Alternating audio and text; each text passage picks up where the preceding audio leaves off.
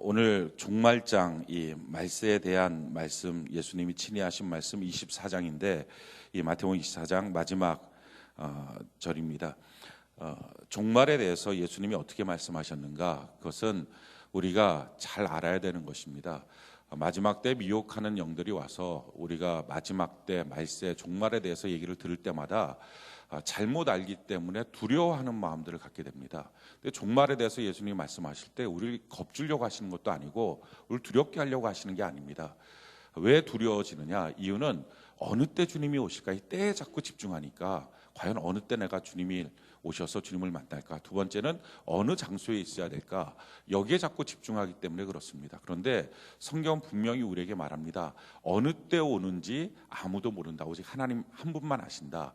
또 어느 장소이냐? 이것도 중요하지 않다. 이쪽에서 저 끝까지 번개가 칠 때 한순간에 쳐서 다니는 것처럼 그렇게 내가 어디에 있든지 주님을 다 주님의 택한 자들은 만날 수 있다라고 말씀합니다. 그래서 때와 장소에 집중하지 않아야 된다. 또 마찬가지로 어떤 징조가 올 것이냐, 여기에 대해서도 집중하지 말라. 그래서 자꾸 우리가 마지막 때 말세에 대한 내용들을 말하다 보면 말세에 대한 징조들, 말세에 대한 어떤 느낌들, 이런 부분들에 대해서 집중을 하는데 거기에 대해서 집중하지 않도록 성경은 우리에게 자꾸 주의를 줍니다. 오늘 내용 중에서도 이런 말씀이 있죠.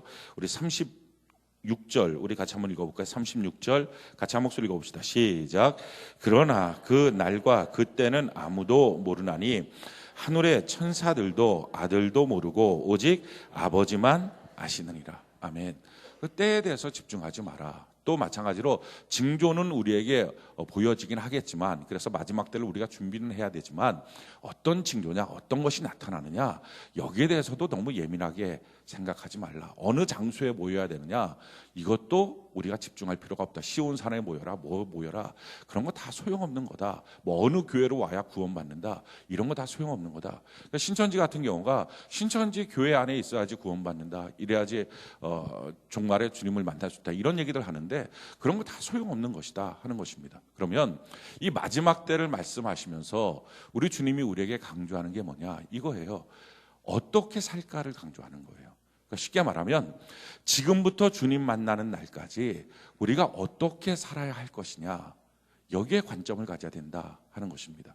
이 마지막 마태복음 24장에 우리 예수님께서 마지막 때를 어떻게 살아야 될 것이냐 하는 것은 크게 세 가지로 말씀을 하고 있습니다. 제일 중요한 것 한 가지는요, 사랑하며 살아야 된다 하는 거예요. 오늘 마태복음 24장 우리 12절 13절 우리 같이 한번 읽어볼까요? 마태복음 24장 12절 13절 같이 한 목소리 시작. 불법이 성함으로 많은 사람의 사랑이 식어지리라. 그러나 끝까지 견디는 자는 구원을 얻으리라. 아멘. 마지막 때 불법이 성함으로 사랑이 점점 식어질 것이다. 그러나 끝까지 견디는 것, 그것은 무슨 말입니까? 끝까지 사랑하는 사람. 그래서 우리 주님이 우리에게 원하시는 삶, 우리가 이 땅을 어떻게 살아야 될 것이냐, 가장 중요한 삶은요, 사랑하는 삶이다라는 것입니다. 사랑을 받으려고 그러면 요란해집니다. 왜 사랑 안 해주냐고, 왜 내 마음을 이렇게 몰라주냐고, 왜 나를 이렇게 대접해주지 않냐고, 자꾸 사랑을 받으려고는 화가 나고요, 자존심 상하고요, 그리고 요란해져요. 다툼이 일어나요. 근데 사랑은 받는 것보다 중요한 것이 하는 것입니다. 그래서 성경이 말하는 것은 끊임없이 마지막 때 사랑하는 자가 돼야 된다. 이것이 핵심이에요. 사랑하는 자가 돼야 된다. 자, 두 번째 우리에게 주시는 핵심은 뭡니까? 마지막 때 미혹의 때가 되고 또 난리와 난리의 소문이 일어나고 이렇게 불안해진다는 거죠. 그리고 불법이 성해지고, 그런 상황 가운데 사람은 자꾸 자기 코가 석자다 이 생각을 한다는 거예요. 자기 먼저 생각하고요, 그리고 자기가 이 땅을 살려고 하면 돈이 있어야 되지, 이렇게 자기 사랑, 돈 사랑에 빠지면서 예수 믿는 사람들조차도 세상 사람들과 가치관이 똑같아진다는 거예요. 아마 여러분들 가운데 이러신 분들이 있을지 모릅니다. 예수 믿는 사람은 뭐 용 빼는 재주가 있나? 어차피 똑같은 세상 살아가는데 똑같이 어렵고 힘들어지면 세상 사람과 똑같은 거지. 우리도 예수 믿는 사람도 자기가 먼저고 예수 믿는 사람도 돈이 먼저지, 자기를 먼저 지키고 나서야 나머지가 있는 거지, 뭘 어떻게 살라고 라고 혹시 반문하고 싶은 분들이 있을 겁니다. 그렇지가 않습니다. 예수 믿는 사람은요, 본질적으로 다른 사람이에요. 이걸 모르는 순간부터 정말 그 삶에 하나님의 환난이 옵니다. 그래서 성경이 우리에게 뭐라고 말하느냐?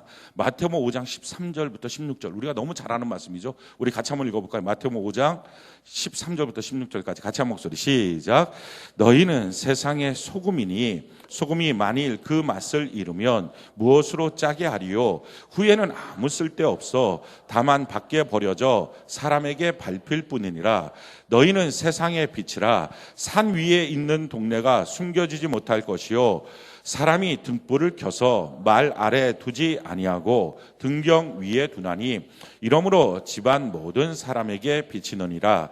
이같이 너희 빛이 사람 앞에 비치게 하여 그들로 너희 착한 행실을 보고 하늘에 계신 너희 아버지께 영광을 돌리게 하라. 자, 우리는 본질적으로 다른 사람이에요. 너희는 세상의 소금, 세상의 빛이다. 세상 사람과 너희는 전혀 다르다라는 거예요. 그래서 우리가 혹시라도 우리나 결국은 사는 거 똑같은 세상 사는데 우리가 어떻게 다르게 살아?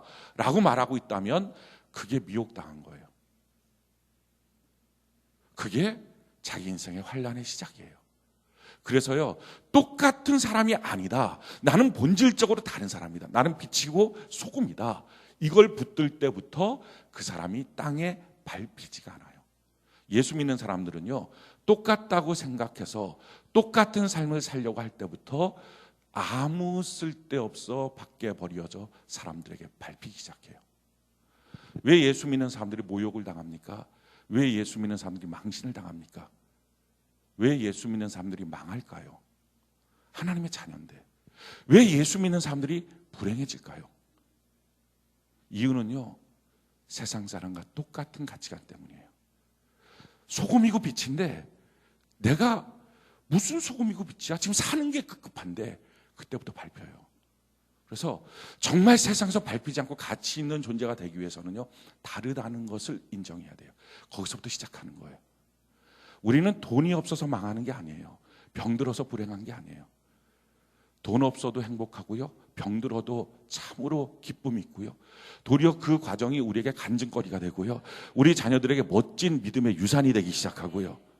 실제로 그런 일들이 생긴다고요. 내가 돈이 없어서 내 자녀 때문에 그래서 내 자녀가 잘못 커질까 걱정할 필요도 없어요. 왜? 그런 걱정이 들지도 않아요. 내 자녀에게 정말 좋은 걸 하나님이 주실 거다. 이 믿음의 길을 걸어갈 때 나는 내 자녀가 나를 자랑스러워할 거야. 막 이런 기대가 있기 때문에 설레인다고요. 천장에서 물이 똑똑똑 떨어져요. 그럼 이렇게 깡통들 받쳐놓고요, 믿음의 가정들이 어떻게 사는지 아십니까? 이렇게 깡통들 받쳐놓고 야 도레미 도레미 그러네 하고 그거에 맞춰서 찬양 부르기도 해요. 행복해요.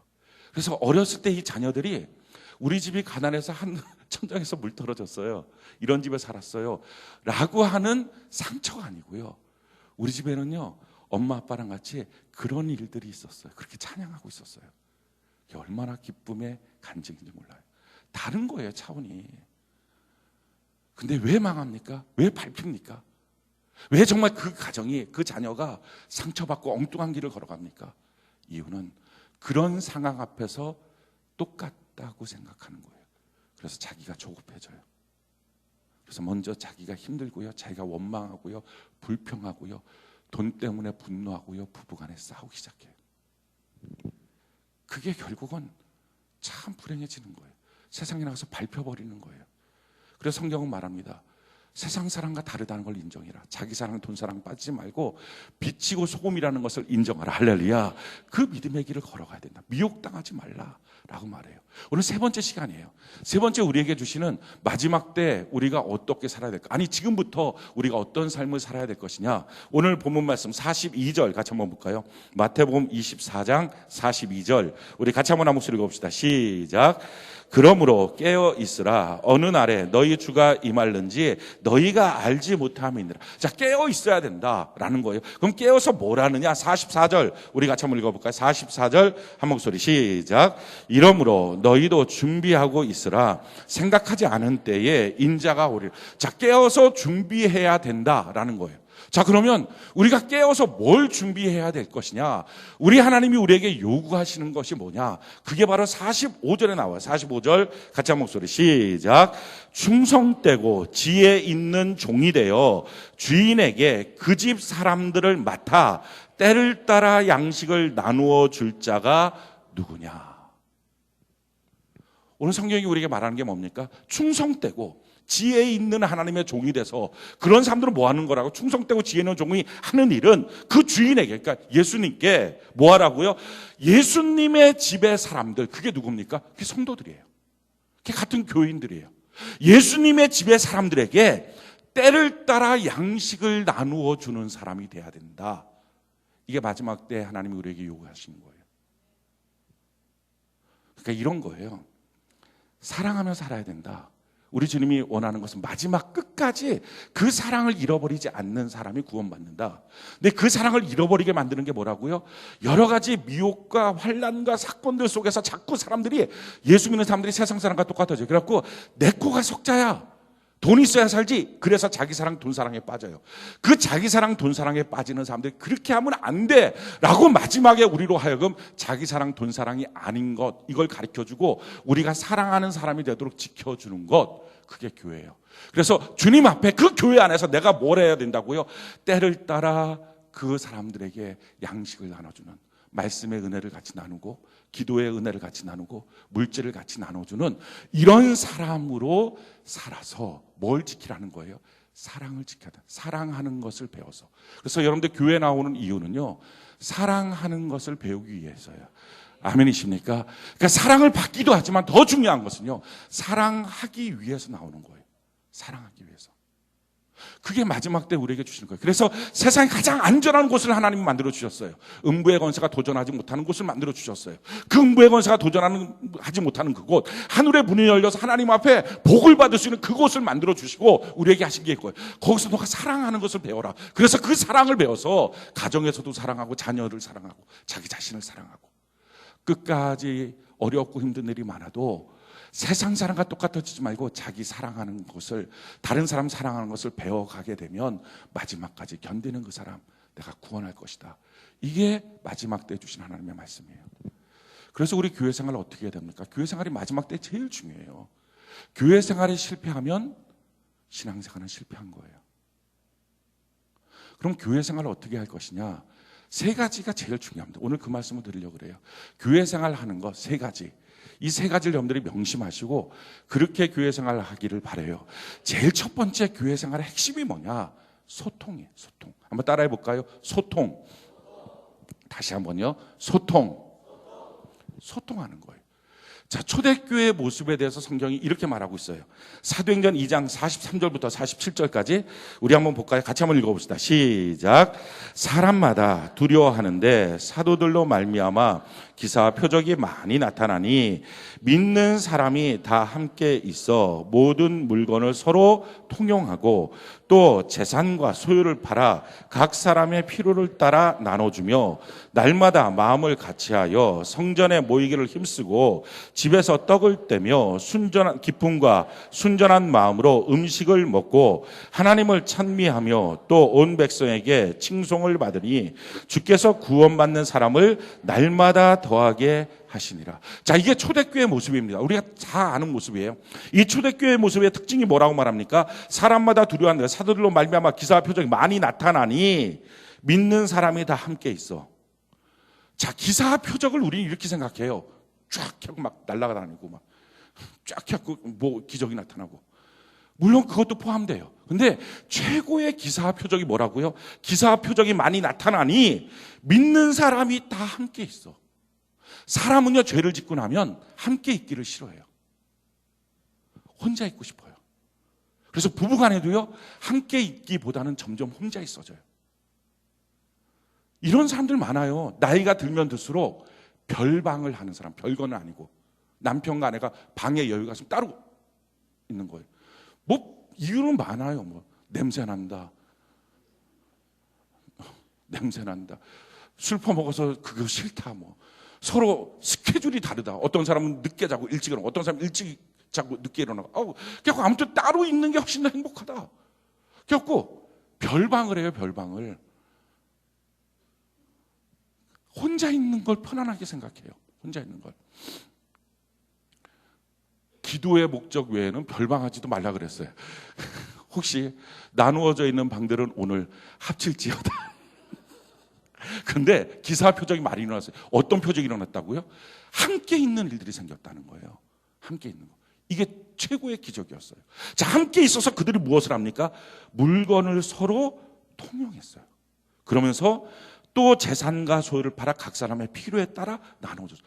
물질의 소통이 일어났어요. 물질의 재분배가 일어났어요. 자, 그 다음에 또 어떤 일이 생깁니까? 날마다 마음을 같이하여 성전에 모이기를 힘써요. 그 다음에 집에서 떡을 떼며 기쁨과 순전한 마음으로 음식을 먹고, 서로 간에 성전에 모였다가 또 같이 집에서 또 모여요. 모이기를 너무 좋아해요. 서로 만나면 너무 기쁜 거예요. 만나면 좋은 친구, 이게 되는 거예요. 결국 막 서로 행복해요. 그러니까 하나님을 찬미하고 온 백성에게 칭송을 받고 구원받는 숫자가 날마다 더하게 됐다. 특징이 뭐예요? 소통이에요. 소통. 그래서요, 교회 생활 잘하는 것은 소통이 잘 되는 거고요, 교회 생활 못하는 건 소통이 안 되는 거예요. 오늘날 수많은 성도들이 왜 교회 생활의 실패자가 되느냐? 이유는 아무도 모르게 자기 혼자 와서 살며시 예배드리고 말씀 듣고 혼자서 눈물 쭉쭉 흘리다가 혼자서 집에 가요. 뭔가 교제권을 맺어진다는 것이 불편해요. 그래서 교회 생활은 실패한 거예요. 그건 은혜를 받은 게 아니에요. 왜냐하면 교회를 주신 목적이 뭐라고요? 사랑하도록 하기 위해서 주셨는데, 교회에 와서 아무도 교제권이 없으니까 누구를 사랑할 것도 없고요, 누구의 사랑을 받을 것도 없어요. 그러니까 1대1로 맨날 하나님과 만나요. 이건 신앙생활이 아니에요. 이거는 교회를 주신 목적도 아니고요, 그렇게 신앙생활을 개인이 하다 보니까 세상의 실패자가 되는 거예요.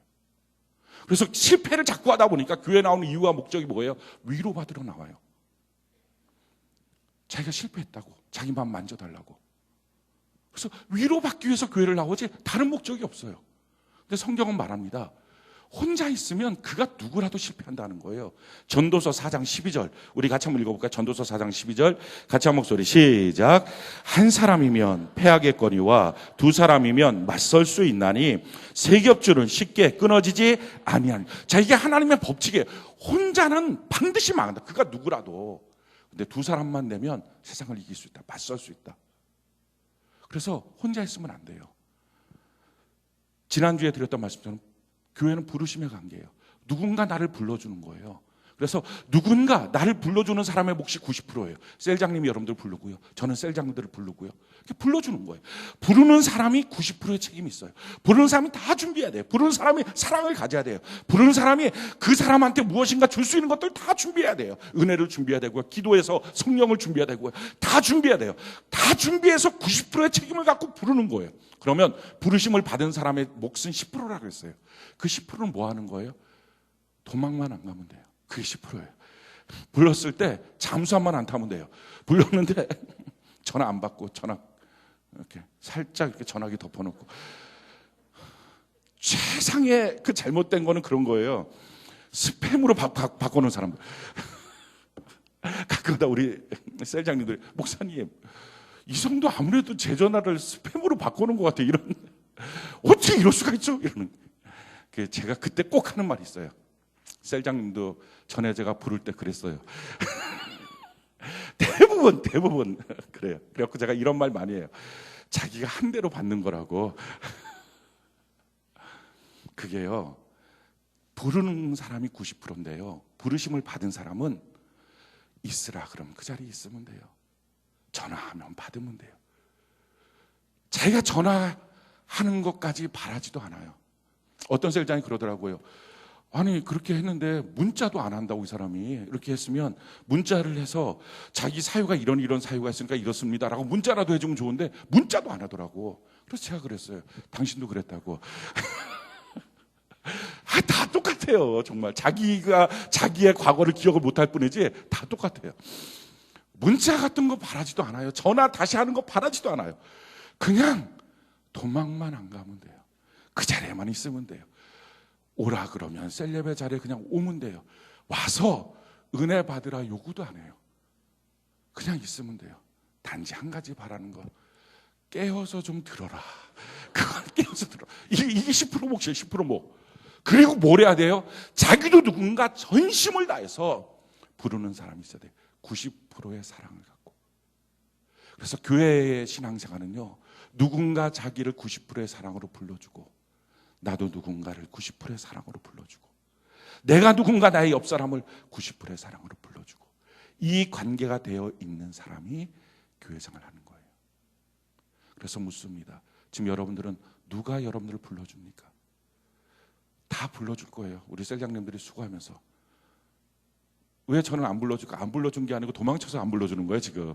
그러니까 도망치지 말고, 숨지 말고, 전화기 꺼놓지 말고, 스팸으로 바꿔놓지 말고, 그냥 받으라고요. 받아서 특별한 반응을 요구하지도 않아요. 어떻게 잘 지내셨냐고. 네. 특별한 일 없냐고. 네. 이번 주에 교회 나오실 거냐고. 무의미하게 거짓말하면 안 되잖아요. 안 나오실 분은 안 나온다. 나오면 나온다. 그거는 그냥 그렇게 한마디만 해주면 돼요. 셀장님이 전화하실까 저는 가슴이 뛰고요. 행복하고요. 저는 셀장님을 하늘 끝까지 사랑. 이런 거 하나도 안 바래요. 그냥 네.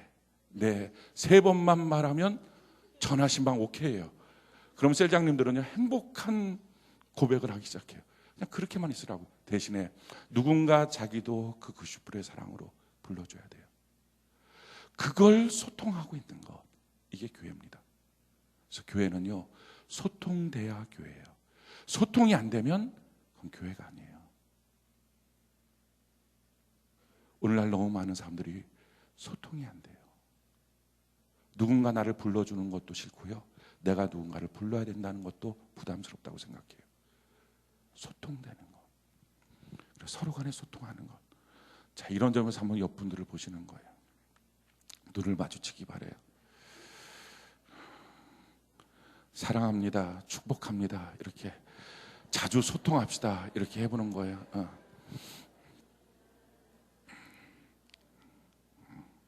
여기서만 이러지 말고요,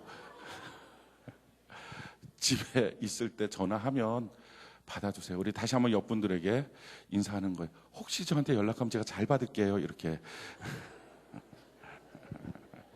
자, 사실 지금 이 내용은 별로 무의미한 거예요. 왜냐하면 이게 지금 셀장과 세런들끼리 같이 앉아있으면 모르지만 그냥 그게 아니었으면 전화할 일도 없고 전화 받을 일도 없어요. 자, 그러니까 어떻게 하냐, 여러분들이 지금 주위를 한번 훑어보세요. 자기의 셀장과 세런이 누가 있는지, 셀장이든지 세런이든지 누가 있는지 주변을 한번 훑어보세요. 다 훑어봤어요. 어딘지 스캔을 했어요. 자, 그럼 그분한테 얘기를 하는 거예요. 전화 오면 잘 받겠습니다. 문자 오면 잘 답변하겠습니다. 자, 해보는 거예요. 자, 시작.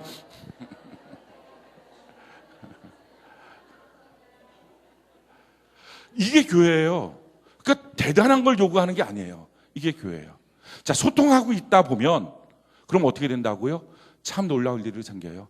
하나님 안에서 같이 소통하다 보면, 말씀의 은혜를 나누다 보면요, 사람들이 그렇게 아까워했던 자기 사랑, 돈 사랑에서 해방돼요. 물질을 서로 통용하기 시작해요. 이 물질을 통용한다는 내용은 이런 겁니다. 그냥 서로 돈을 같이 이렇게 나누어서 어려운 사람 좀 도와주면서 쓰지가 아니고요, 사람들은 다 돈에 대해서 종노릇해요. 예수를 제대로 믿기 전까지는 그 종노릇하기 때문에 사람들이 어떻게 하냐, 두 가지를 해요. 그 돈에 대해서 두려워해요. 그래서 염려해요. 걱정해요. 또 한 가지는 돈이 정해놓은 범주 안에서만 생각을 해요. 그 생각 이상을 못 벗어나요. 그래서 항상 이렇게 말해요. 너무 좋은데 돈이 없잖아. 나중에 돈 생기면 그때 해요. 아니, 심지어 교회 일도요, 너무 좋은데 돈이 없잖아. 돈 생기면 그때 해요. 이렇게 말해요. 다. 그러니까 돈이 정해놓은 범주 안에서 뭔가를 생각하고 결정해요. 그러니까 얼마나 돈이라고 하는 이 만몬신이 우리를 함부로 여기겠어요. 만만히 보겠어요. 너는 그만큼 안에서만 넌 생각해. 넌 항상 그 정도야. 하지 않겠어요? 근데 서로 통용이 되면 어떻게 돼요? 내가 갖고 있는 돈의 범주 이상의 것을 꿈꾸기 시작해요. 나는 나 혼자가 아니라 그도 있어. 할렐루야. 우리가 있어. 이게 되는 거. 우리가 있어. 그래서 우리의 힘으로 그동안 꿈꾸지도 못했던 것들을 꿈꾸고 행하기 시작해요. 혼자서 자기 가정 책임지는 거 어렵습니다. 혼자서 자기 자녀 교육하는 거 요즘 시대 힘들어요. 그래서 위로 올라가는 사다리가 다 끊어졌다 그래요. 며칠 전에 TV 뉴스를 보니까 서울연고대학, 서울대 연대 고대 대학의 70% 이상은 다 국가 장학금을 받지 않아도 되는 사람들이래요. 아니, 근데 사실 그것보다 더한 거예요. 그러니까 이걸 통해서 뭘 가르쳐 주느냐? 공부 잘하는 가정들은 공부 잘하는 부모들에 의해서 훨씬 더 좋은 혜택을 누리면서 그 자리에 있다는. 그러니까 부의 계승이 돼버렸어요. 강남 쪽이 강북 쪽보다 7배나 서울연고에 그게 더 많아요. 강북은 여전히 서울이에요. 우리는 파주예요, 파주. 어디예요? 파주. 이게 멀리 있는 것 같은 느낌이 드는 파주예요, 파주. 그러니까 얼마나 더 떨어지겠어요. 근데 혼자서 자기 자녀 키우려면 이게 안 되는 거예요. 근데 신기해요. 우리가 다 비슷비슷한 사람이에요. 우리가 다 거진 살아요. 사실 솔직히 말하면 못 사는 사람들이 더 많아요. 근데 우리가 모이면요, 같이 되는 거예요. 자기 혼자 돈의 한계 속에 묶여있던 사람이 그 생각의 제한을 넘어서요. 돈을 이겨요. 만몬신을 이겨요. 우리가 이번에 초등학교 아이들 1학년부터 6학년까지 방과후 교실 시작합니다. 제가 그 방과후 교실 시작하면서 그 밴드에다 그렇게 썼어요. 아직 빚은 허다하게 많지만 아직 교회 재정 자립도 잘 안 된 것 같이 보이지만 시작한다고 그랬어요. 왜 시작할까요? 하나님을 믿으니까? 물론. 근데 저는 믿는 게 있어요. 뭘 믿을까요? 우리를 믿겠지, 우리. 지금까지 그 설교를 했는데 그럼 어디를 우리를 믿는다. 우리 힘으로. 그런데 가능해요. 어렵지 않다고요.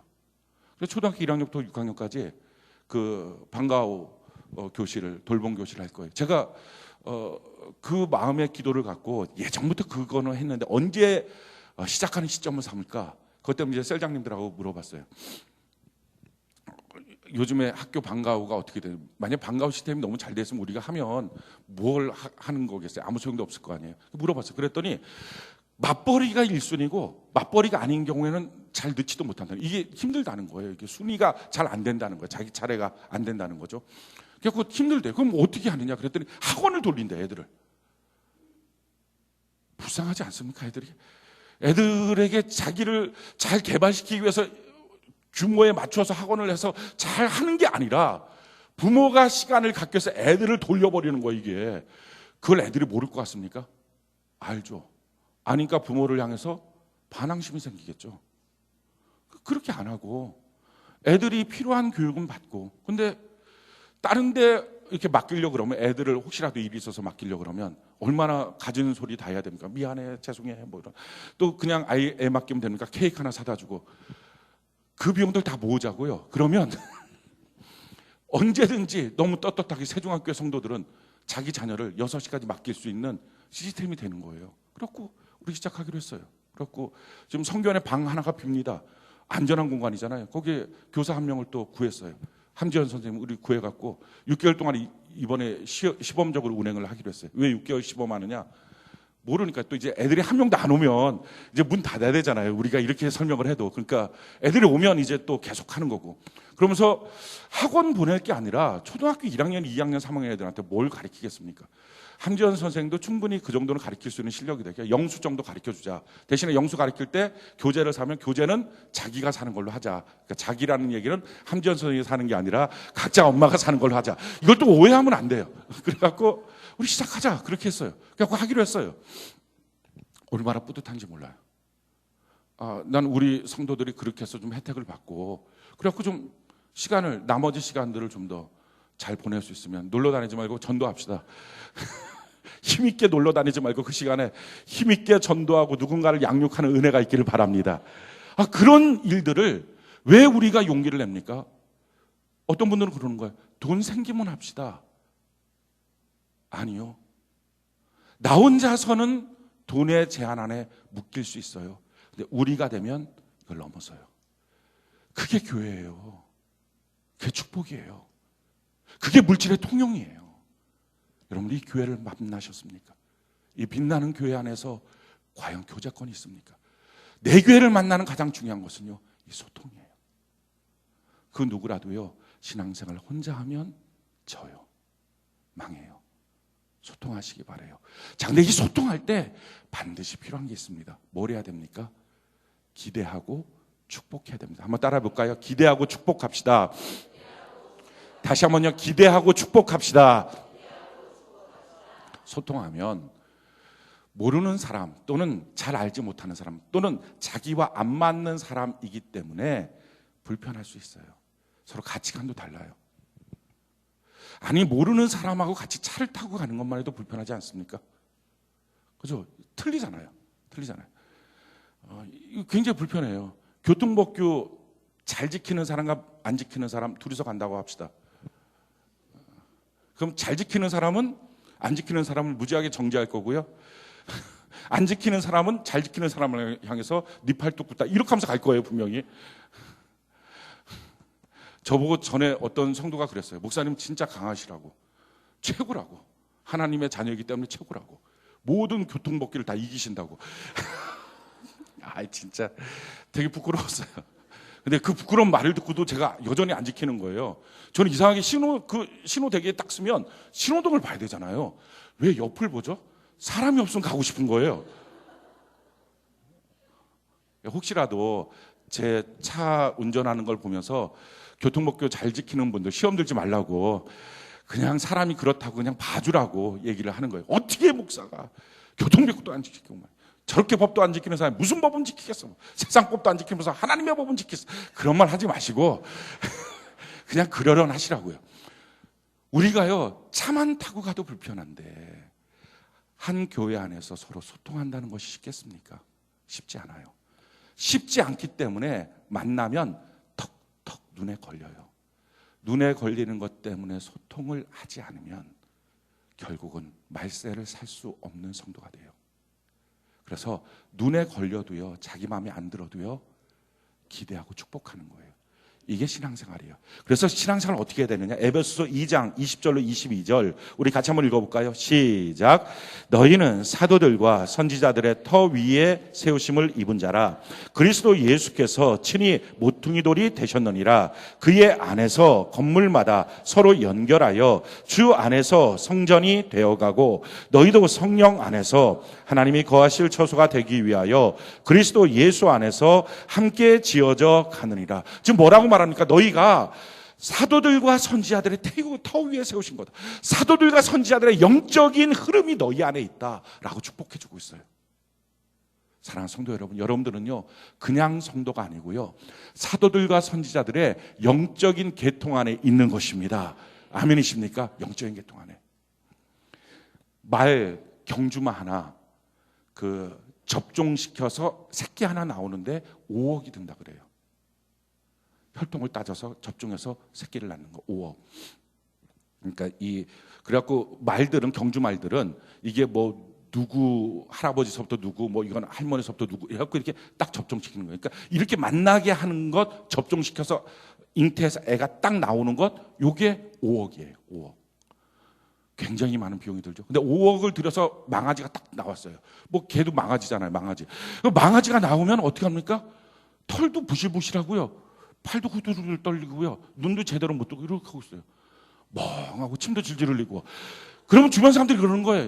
야, 저거 구하려고 5억 들였냐? 그런데 아니에요. 주인은 알아요.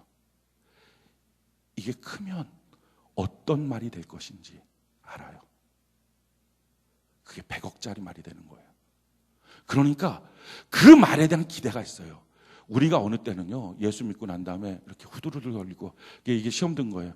은혜도 잘 못 받고 후두루를, 침도 질질 흘리고, 이건 자는 거예요. 눈도 잘 못 뜨고, 이건 조는 거예요. 자, 그 상태로 있을 수 있어요. 그런데요, 그런 사람을 향해서 이 쓰레기만도 못한 놈, 이러면 안 돼요.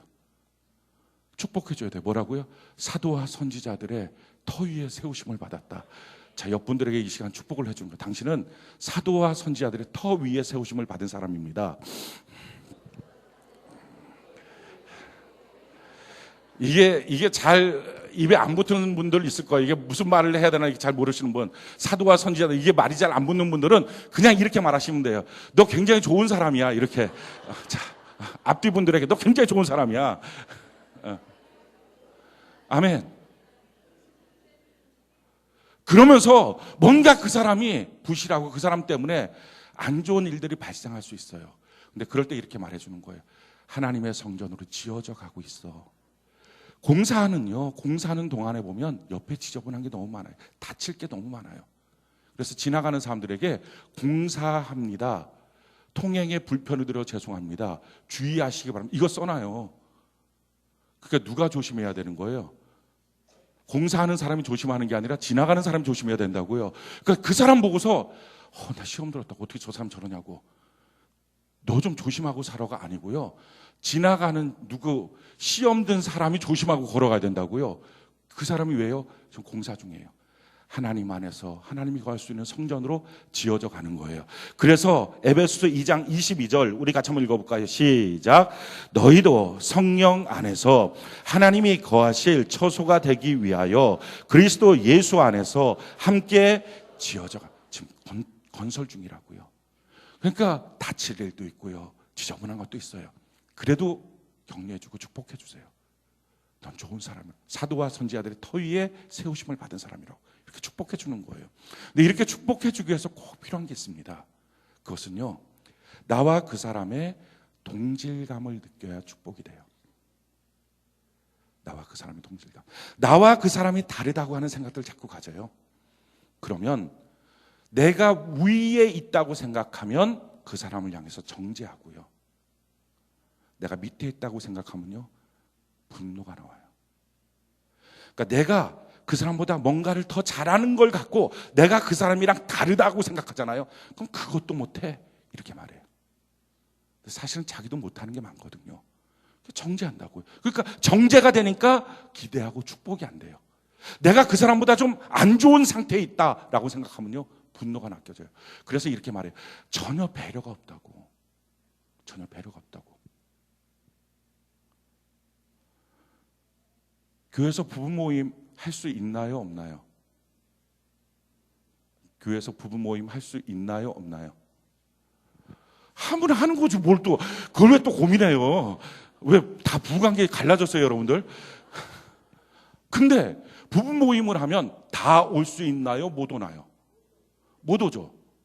여러 가지 이유가 있겠죠. 그날따라 내 남편이 시간이 없다거나 내 아내가 시간이 없다. 아니면 우리 둘의 사이가 그렇게 갈 만한 얼굴 보고 마주보고 웃을 사이가 아니라거나 아니면 이미 예전에 저기 가고 여기 가고 있다거나 여러 종류의 가정이 있지 않겠습니까? 근데 부부 모임을 해요. 그랬을 때 나는 혼자 있는 사람이에요. 근데 누군가는 부부 모임이에요. 그랬을 때 마음속에 그들을 향해서 불편하면 왜 내 입장을 배려를 못해 하면 어떻게 축복이 되겠어요? 얄밉다는 생각이 들지. 그런데 내 마음속에서 그들과 내가 하나라고 여겨지면 부부 모임을 하지만 뭐 괜찮아. 아니 혼자 있는 게 죄입니까? 혼자 있는 게 무슨 벼락 맞을 일이에요? 아니 벼락 맞을 일 같으면 왜 했어요? 그냥 할 수 있는 거예요. 성경에도 보니까 절대 이혼 안 돼 라고 하는 말도 있지만 하나님이 짝지어서 사람이 나누면 안 된다 라고 하는 말도 있지만 또 구태여 나누려고 그러면 너무 심각하게 방해하지 말라. 이게 목사에게 주는 계명도 있어요. 그러니까 저한테 와서 이혼해야 됩니까? 말아야 됩니까? 그럼 저는 꼭 이렇게 말해요. 알아서 하세요. 알아서 하세요. 그럼 뭐 알아서 하지 그럼 뭐 어떻게 해요? 내가 말린다고 서로 살 거예요. 내가 흩어지라고 해서 흩어질 거예요. 그거 알아서 해야 돼요. 그런데 그랬을 때 그냥 지금 자기가 혼자 있는 상태면 혼자 있는 상태, 둘이 있으면 둘이 있는 상태 그냥 축복해 주는 거예요. 뭘로? 동질감. 같은 예수 믿는 사람. 우리가 다 마찬가지예요. 내가 무엇인가 아래에 있고 결핍되어 있다라고 여겨졌을 때 그렇지 않는 사람들을 향해서 동질감을 느끼지 못하면요, 미움이 생겨요. 분노가 생겨요. 지금 땡전 한 푼이 없어요. 근데 누군가 커피 마십시다 이렇게 한 거예요. 나보고 돈 내라고 하는 말도 아닌데 왜 마시면 뭘 마셔? 그렇게 해요. 그래도 마시자고. 그래갖고 사요. 사고 커피 한 잔씩 줘요. 그러고서 괜히 날 보고서 한 번도 그러지도 않아놓고 날 보고서 다음번에는 지사님이 사세요? 이렇게 말하는 거예요. 이 사람이 지금 돈이 있는지 없는지 모르고 그냥 한 말이겠죠. 지사님 사세요. 그러면 갑자기 파락 이런. 아, 왜 그렇게 하냐고요. 그렇게 하지 말고, 네, 감사해요. 지금 그 말이 무슨 말이에요? 축복의 말이니까. 다음번에 지사님 사세요. 그 말에 내가 아멘 하면 살 수 있는 돈을 하나님이 주시겠죠. 근데 우리 하나님 째째하게 커피 몇 잔 살 만큼만 주시겠습니까? 최소한 이거는 섬기는 분량이고 나머지 훨씬 더 많이 내게 주시겠죠. 그냥 기쁨으로 감사로, 아, 저분이 오늘 사시는구나, 축복한다고. 나도 사야지 하고 동질감을 갖는 거예요. 그래서요, 한 마음을 느끼는 것, 한 마음을, 나와 그가 다르지 않다고 여기는 것, 이게 돼야 기대하고 축복이 됩니다. 그렇지 않으면요, 자꾸 분리가 돼요. 너희들끼리, 나는 나끼리, 이렇게 돼요. 어떤 경우라도요, 분리하지 마십시오. 성경이 우리에게 하나로서 느껴야 될 것들이 무엇인지 이렇게 설명을 하고 있어요. 에베소 4장 4절, 3절 4절 우리 같이 한번 읽어볼까요? 에베소 4장 3절 4절 같이 한 목소리 시작. 평안에 매는 줄로 성령이 하나 되게 하신 것을 힘써 지키라. 몸도 하나요, 성령도 한 분이시요, 이와 같이 너희가 부르심의 한 소망 안에서 부르심을 받았는. 자, 그 뒤에 쭉 나와요. 교회도 안 하고 뭐 하나님도 한 분이고 주님도 한 분이고 다 하나라는 거예요. 자, 우리가 동질감 느낄 것, 정말 그 사람과 나는 동질감을 느낄 게 아무것도 없다라고 할 때 딱 하나 있다는 거예요. 우리가 섬기는 하나님이 한 분이시다. 우리는 그 하나님 앞에 다 똑같은 자녀다. 이걸 누리는 거예요. 그래서 축복해 주는 거. 당신의 텀이 있다면 내 텀이 있습니다. 당신이 잘 나갈 텀이 있다면 그 다음에 내 텀입니다. 그럴 때 축복이 나오는 거예요. 왜 우리는 항상 나 혼자 불행할 거라고 생각합니까? 지금 나보다 더 잘 나가는 사람 계속 잘 나가고 나는 여전히 계속 끝까지 열등할 거라고 생각합니까? 아니에요. 그 사람이 잘 나가서 잘 쓰고 뭔가 활기차게 행동하고 그럴 때 나는 뭔가 없어서 주눅 드는 것 같은 마음 들을 때 그 마음을 가지라고요. 너랑 나랑 똑같아. 하나님이 지금 너한테 기회를 주신 거고 그 다음에 나한테 기회를 주실 거야. 아멘이십니까? 우리가 그 셀 모임 가질 때 어떻게 모임 갔죠? 모르겠어요. 각 셀들이 어떻게 하는지 모르겠지만 쭉 모여있으면 내가 얘기하고 이 옆에 있는 사람도 얘기하고 이렇게 하지 않습니까? 다 맞죠? 지금 이 사람이 얘기하고 있는 때예요. 그럼 그 옆에 있는 사람은 어떻게 해야 돼요? 내가 이제 얘기할 때구나 하고 준비할 거예요. 그래갖고 가끔가다 우리 셀장 모임 때도 보면 그 얘기하면 그걸 경청하고 들어줘야 되잖아요. 근데 그걸 안 듣고 바로 옆에 있는 사람 막 준비하고 있어요. 막 이렇게. 그것도 이렇게 딱 대범하게 꺼내서 보는 것도 밑에서 이렇게 살짝 보면서 뭐라고 말할까 이거 준비하고 있어요. 아니 큐티 셀 나눔할 때는 그러면서 왜 그 사람이 돈 쓸 때는 그 다음엔 내 차례야. 하나님 나한테 복을 주실 거야. 그 사람이 막 말할 때는 그 다음 내 차례야. 하나님 나한테 복을 주실 거야. 왜 그 기대를 안 하냐고. 그 사람과 나는 똑같아. 같이 하나님 아버지를 모시고 있어. 아멘이십니까? 그래서 한 마음이 될 때 기대하고 축복할 수 있어요. 자, 세 번째요. 교회 생활 어떻게 해야 됩니까? 교회 생활은 자라나는 거예요. 그래서 멈춰서 있으면 안 돼요. 성경이 우리에게 이렇게 말합니다. 에베소 4장 13절 14절 우리 같이 한번 읽어볼까요? 13절 14절 같이 한 목소리 시작. 우리가 다 하나님의 아들을 믿는 것과 아는 일에 하나가 되어 온전한 사랑을 이루어 그리스도의 장성한 분량이 충만한 데까지 이르리니 이는 우리가 이제부터 어린 아이가 되지 아니하여 사람의 속임수와 간사한 유혹에 빠져 온갖 교훈의 풍조에 밀려 요동하지 않게 하려 함이라. 우리가 그리스도의 장성한 분량까지 자라나야 합니다. 이게 교회 생활이에요. 그래서 교회 생활은요 멈춰서면 안 돼요. 뒤로 후퇴하면 안 돼요. 자, 그럼 멈춰서고 후퇴할 때 나타나는 현상이 뭡니까? 요동쳐요. 신앙이 흔들려요. 신앙생활은요, 내가 어제보다 오늘 더 주님께 가까이 가지 않으면 누구라도 신앙생활은 흔들려요. 의심이 생겨요.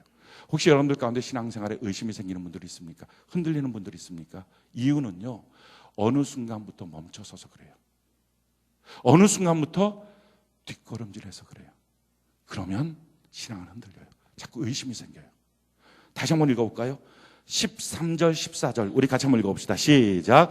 우리가 다 하나님의 아들을 믿는 것과 아는 일에 하나가 되어 온전한 사람을 이루어 그리스도의 장성한 분량에 충만한 데까지 이르니. 자, 예수 그리스도의 키높이까지 커야 된다. 그러면서 왜 그렇게 커야 되느냐. 14절. 이는 우리가 이제부터 어린아이가 되지 아니하여 사람의 속임수와 간사한 유혹에 빠져 사람의 우리를 자꾸 속여요. 사람의 말로 우리의 신앙을 흔들어놔요. 또 한 가지 간사한 마귀의 유혹이 있어요. 자, 이것에 빠져서 어떻게 된다고요? 우리가 교훈의 풍조에 밀려 요동해요. 그래서 신앙에 의심이 생기고요. 왜 믿음 생활이 이렇게 자꾸 의심이 생기고 시험 들고 힘들까요? 왜 자꾸 이렇게 뒤로 처질까요? 왜 예배 시간에 감격이 없을까요? 이유는 멈춰서서 그래요. 누구라도 멈췄으면 신앙은 요동쳐요. 누구라도 뒤로 후퇴하면 요동쳐요. 그래서 멈춰서거나 뒤로 후퇴하려고 하는 순간부터 의심이 들어요. 그래서 사람들이 이걸 착각해요. 의심이 들어서 내가 신앙생활을 주저주저 하는 줄 알아요. 시험 들어서 내가 신앙생활을 뒷걸음질 치는 줄 알아요. 아니에요. 내가 멈췄으니까, 내가 뒷걸음질 치니까 요동치는 거예요. 시험 드는 거예요. 근데 사람들은 그걸 착각해요. 그래서 자꾸 말해요. 내가 이런 게 의심 생겨서요. 내가 이런 일에 자꾸 시험 들었어요. 내가 이런 일에 자꾸 그러니까 내 신앙에 자꾸 요동치잖아요. 아니요. 멈춰서서 그래요. 그래서 어떻게 해야 됩니까? 전진해야 돼요. 아멘이십니까? 예수 그리스도의 장성한 분량이 이르도록 자라나는 은혜가 있기를 바랍니다. 자라나는 거예요. 근데 어떻게 자라나는가? 우리 16절 볼까? 16절 같이 한 목소리 시작. 그에게서 온 몸이 각 마디를 통하여 도움을 받음으로 연결되고 결합되어 각 지체의 분량대로 역사하여 그 몸을 자라게 하며 사랑 안에서 스스로 세우는. 아멘. 어떻게 하라고요?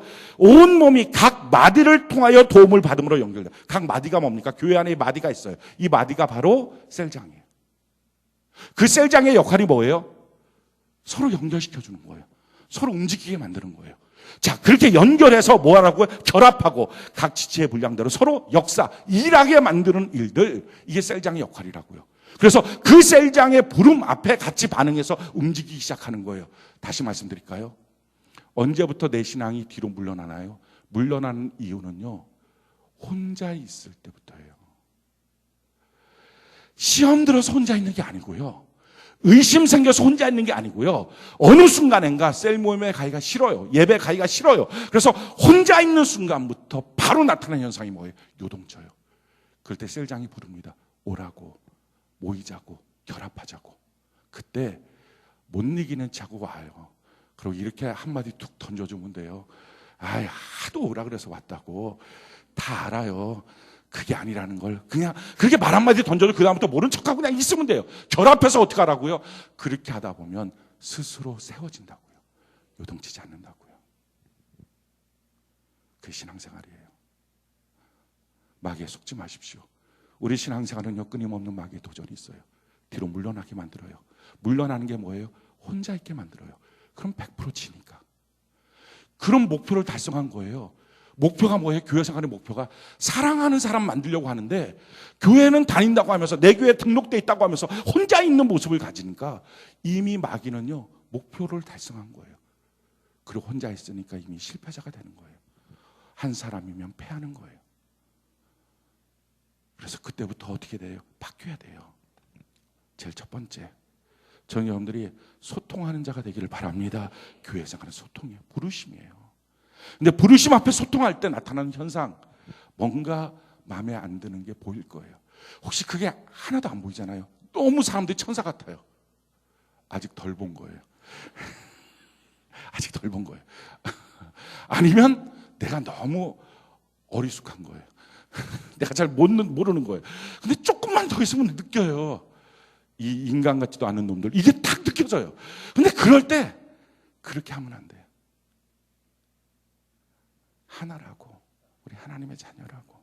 누군가를 보면서 잘난 척한다고 여기지 마시고, 누군가를 보면서 형편없다고 말하지도 마시고, 우리가 하나님의 한 자녀라고, 같은 마음을 갖고 축복하고 기대하고, 그러면서 그 안에 있으십시오.